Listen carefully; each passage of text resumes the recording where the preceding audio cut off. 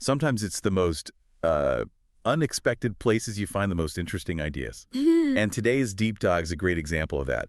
The source you sent us, the Playbook of Faith, compares the Christian faith to a football team. And yeah, let's just say it throws some pretty interesting Hail Marys when it comes to understanding your faith. Yeah, it's a pretty creative approach. What I think is really interesting is how it uses the structure of a football team to explain some pretty complicated theological ideas. It's like they took the playbook from a Sunday game and turned it into a guide for how to deal with life's challenges, with faith. So walk me through it. How does this whole football analogy actually work? Well, the series says that God is the coach, the one who comes up with the plan and leads the team to victory. And the Bible, that's the playbook. It has all the instructions and the wisdom you need to win the game of life. Okay, and where do we fit in? Are we like the fans in the stands? Not quite. You, as a Christian, are a player on this divine team. And just like on any football team, each player has their own role to play. Each person has unique skills and talents that they contribute to the team's success. So it's not just about the star players. Exactly. Think about the offensive line. They might not be as famous as the quarterback, but the team can't function without them. The Playbook of Faith is saying that every single person, no matter what their role is, matters a lot in this spiritual game. That's a great point. So we've got God as the coach, and we're the players, but what are we playing for? What's the goal? Well, that's where the Great Commission comes in. Remember that part in the Gospel of Matthew where Jesus tells his followers to go and make disciples of all nations? That's basically the goal, spreading the message of Christianity all around the world. So the ball, in this analogy, is that mission, that responsibility we have as part of God's team. Gotcha. Now, how does the Eurythmics song Missionary Man fit into all this? I mean, that's an 80s classic. It's a really clever connection. Think about that lyric. The missionary man, he's got God on his side. It's describing this really dedicated person who's going out into the world with a specific purpose.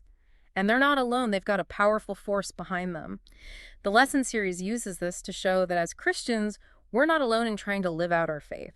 We've got God guiding and supporting us, and we have all those who came before us, the saints and the apostles, backing us up. It's like having a whole team of spiritual all-stars cheering us on. Exactly. And there's another analogy that really stood out to me. The series compares God to the left tackle, the one who protects the quarterback's blind side.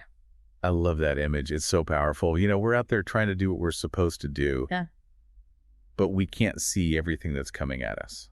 And that's where God comes in. He sees what we can't. He knows what's coming before we do. He's like that left tackle and anticipating the blitz, protecting us from those unseen threats that could take us down. It's a beautiful way of showing how God is always with us, always protecting us. So it's not like we're just running around blindly. We've got someone watching out for us, someone who's got our back, even when we don't realize the danger. Absolutely. It's like having the best bodyguard you could imagine. And that idea of trusting in God's protection, it comes up a lot in this series. They even quote verses from Psalms 121 and 139 about how God is always watching over us, how he knows everything about us. This is all great, but how does this apply to our everyday lives? I mean, we're not literally playing football here. How do we use this playbook off the field? That is a great question, and that's where the series really shines. It doesn't just give you this analogy, it shows you how to actually use it. How to apply these football lessons to real life. So it's not just about understanding the ideas, it's about putting them into action, making them work for you. Exactly. And that's where we'll pick up in the next part of our deep dive. We'll look at the practical application section and see how this series helps us motivate others, trust in God's plan, and get ourselves ready for whatever challenges come our way. So, as we dig deeper into this Playbook of Faith, one thing it really emphasizes is that it's not all about you. It's not just about your personal spiritual growth. It's about helping others grow in their faith, too. Oh, so it's like being a team player. Exactly. It's about showing up for your teammates, being there for them, and giving it your all for the whole team, not just yourself. And the series breaks it down into three main things we can do to be better teammates, in the spiritual sense. They call them plays. Okay, I like that. What's the first play? The first one is all about motivating others to keep their eyes on Christ. It's like you're that teammate who's always reminding everyone what they're really playing for. So helping people remember what's important, especially when things get tough. Right. It's like keeping your eye on the ball no matter what's happening around you. When things get chaotic or when doubts start creeping in, that's when you need someone to be like, hey, remember what we're fighting for. Remember who's on our side. But it's not about preaching at people, right? Yeah. There's got to be a better way to motivate them than just lecturing them about faith. Oh, definitely. It's more about actions than words. Living your faith in a way that inspires others, showing them Christ's love through what you do. So leading by example, letting your actions speak louder than your words. Exactly. It's all about how you treat people, the choices you make, even how you deal with tough times. Letting your light shine so brightly that others can't help but notice it. Okay, I like that a lot more than just forcing your beliefs on others. So what's the second play? This one's called Trusting the Coach's Game Plan, which honestly can be pretty hard for a lot of us. We like to be in control. We want to call our own shots. Oh, I know. Sometimes I'm totally guilty of trying to be the quarterback of my own life. But this playbook's saying we need to trust that God has a better plan. Yeah, he sees the whole field. He knows the plays that will lead us to victory, even when we don't. But what about those times when it seems like God's calling a play that just doesn't make sense? Like it's too risky or something. That's where faith comes in. You have to trust that God sees something you don't. He knows the whole playbook and you don't.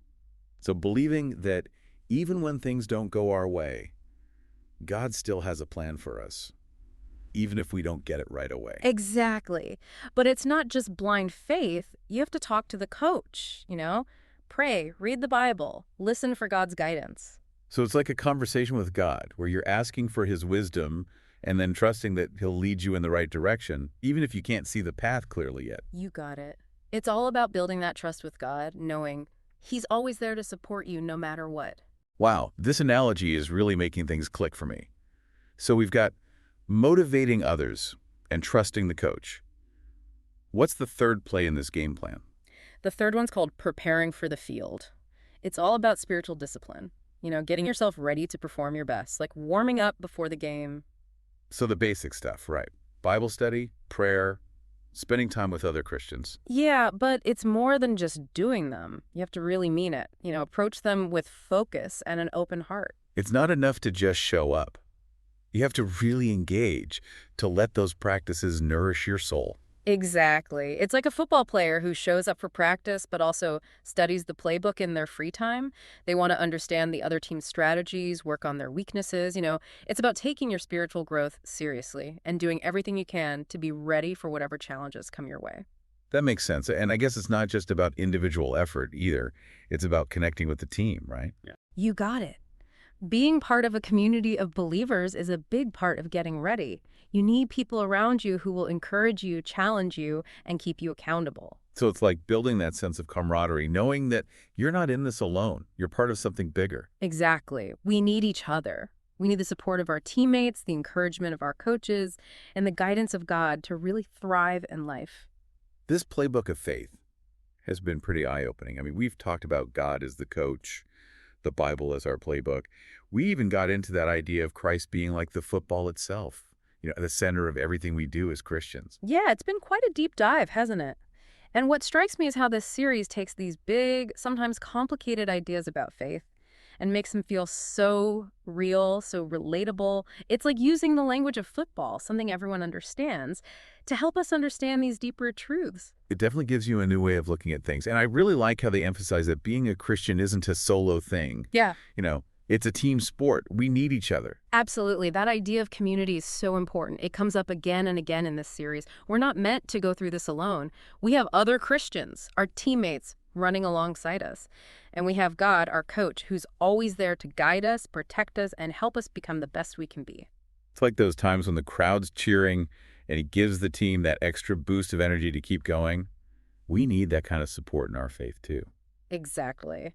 And that brings us to another important point from the series, celebrating victories. Just like a football team celebrates a touchdown here, we need to celebrate those times when we see God working in our lives or when we see our team making progress. That's a good point. It's easy to get so focused on the challenges that we forget to celebrate the wins. We need those moments to remind us that we're on the right track. And those celebrations don't have to be big, Sometimes it's just a quiet moment of thankfulness or a prayer, or maybe encouraging someone else who's having a hard time. It's about noticing the good things and reminding ourselves that we're all in this together. Yeah, it's about having that team spirit, knowing we're all working towards the same goal, even if we have different roles to play. Exactly. We each bring something unique to the team. And we need to support each other because our success depends on everyone doing their part.